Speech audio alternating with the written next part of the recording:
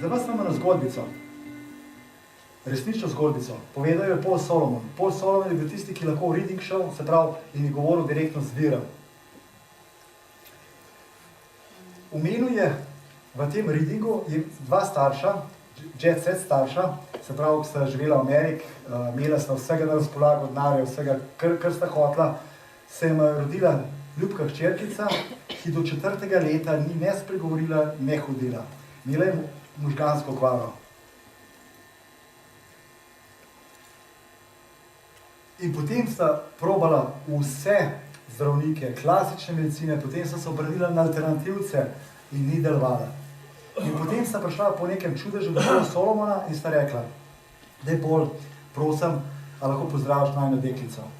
In on je šel v trans in Viru vpraša, v čem pa vidva sklepata, da je ta deklica bolna?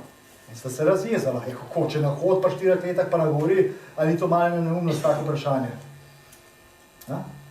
In potem pride novo vprašanje, kaj pa, če sta vidva bolna?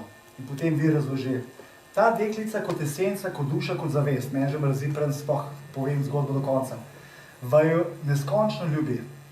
In ker sta vidva, vajno življenje se vrti samo okrog posvetnih stvari, bogatstvo, žurke, zabave, vse to, ampak to ni vajno poslanstvo, to ni vajna naloga. Je ta duša imela eno možnost. Da odraste do 30 let starosti, postane ena renomirana oseba, zdravnica, da bi se upoštevala, ali pa pritegne vajno pozornost že kot venček. In se je odločila za prvo varianto, ker je imela neskončno rada.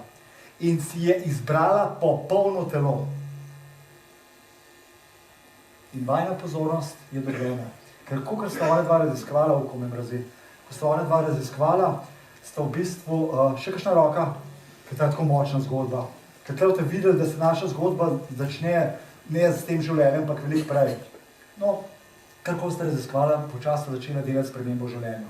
No, in ko sta dojela to svojo lekcijo, je ta deklica tisti isti dan in spregovorila in shodila.